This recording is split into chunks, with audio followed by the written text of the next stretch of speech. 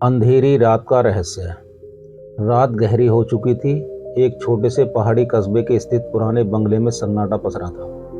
बंगले की खिड़कियों से सिर्फ हवा की कांपती आवाज़ें ही सुनाई दे रही थीं। बंगले में अकेले रहने वाले बुजुर्ग आदमी श्रीकांत को नींद नहीं आ रही थी। उनकी नज़रें खिड़की के बाहर पड़ने वाले बड़े से पेड़ पर थी। हवा के झोंके पेड़ को जोरदार हिला रहे थे, जिससे डरावनी आवाज़ें पैदा हो रही थीं। अचानक एक जोरदार आवाज़ आई। श्रीकांत चौंक पड़े। वो उठकर खिड़की के पास गए। बाहर का अंधेरा इतना घना था कि वह कुछ दिखाई नहीं दे रहा था। फिर से एक आवाज़ आई, इस बार और भी जोरदार। ये किसी चीज़ के गिरने की आवाज़ थी। दिल की धड़कन बढ़ाते हुए श्रीकांत ने दरवाज़ा खोला और बाहर निकले। बंगले के पीछे बगीचे में कुछ दूर पर पेड़ के नीचे एक काली छाया दिखाई दी। श्रीकांत धीरे धीरे उस ओर बढ़े। जितना वो पास जा रहे थे उतने ही उनकी सांसें फूल रही थीं। जब वो पूरी तरह से पास पहुँचे तो उनकी आंखें फटी की फटी रह गईं। पेड़ के नीचे ज़मीन पर एक आदमी पड़ा था। उसका चेहरा खून से लथपथ था और उसका शरीर अकड़ा हुआ था। श्रीकांत को यकीन नहीं हो रहा था कि वो क्या देख रहे हैं। वो डर से कांप रहे थे। उन्होंने तुरंत पुलिस को फ़ोन किया।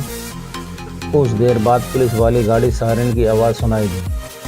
पुलिस वाले घटनास्थल पर पहुंचे और जांच शुरू कर दी। अगले दिन पूरे कस्बे में इस हत्या की खबर फैल गई। लोग डर के सांस ले रहे थे। पुलिस ने जांच शुरू की, लेकिन कोई सुराग नहीं मिल पाया। हत्यारा कौन था और उसने ऐसा क्यों किया, यह सवाल सबके मन में उठ रहे थे। श्रीकांत के मन में भी यह सवाल को हौसला था। वो रात की इस घटना को भूल नहीं पा रहे थे। उन्हें लग रहा था कि वे किसी खतरे में हैं। हर रात वह डर के सांस लेते हुए सोते थे। उन्हें लगता था कि उन्हें कोई देख रहा था, उनके हर कदम पर नज़र रख रहा था। एक रात वो नींद से एक झटके से उठे। उन्हें लगा कि उन्हें के कमरे में कोई है। दिल की धड़कन तेज हो गई। धीरे धीरे उठकर उन्होंने कमरे की रोशनी जलाई। कमरा खाली था, लेकिन उन्हें एक अजीब सी सांस की आवाज़ सुनाई दी। वो आवाज़ खिड़की की तरफ से आ रही थी। साहस जुटाकर श्रीकांत खिड़की के पास गए। बाहर का अंधेरा घना था, लेकिन उन्हें कुछ सिलुएट जैसा दिखाई दिया। वे धीरे धीरे हटे और पास पड़े बल्ले को उठाया। फिर धीरे से खिड़की खोली। अचानक एक काली छाया कमरे में घुस गई। श्रीकांत ने बल्ले से जोर से वार किया। एक चीख सुनाई दी। वो आदमी ज़मीन पर गिर गया। श्रीकांत ने दौड़कर लैंप जलाया। उसके होश उड़ गए।